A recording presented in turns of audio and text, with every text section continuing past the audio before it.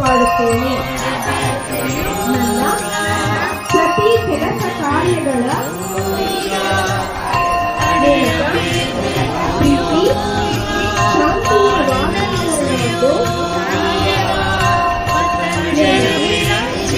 ವಿಶ್ವಶಾಂತಿ ನಿರ್ಮಾಣಕ್ಕೆ ಪ್ರಯತ್ನಿಸುತ್ತಾ ವಿಶ್ವ ಸೌಹಾರ್ದತೆ, ಶಾಂತಿ, ಸಹಬಾಳ್ವೆಗೆ ಸದಾ ಒಗ್ಗಟ್ಟಿನಿಂದ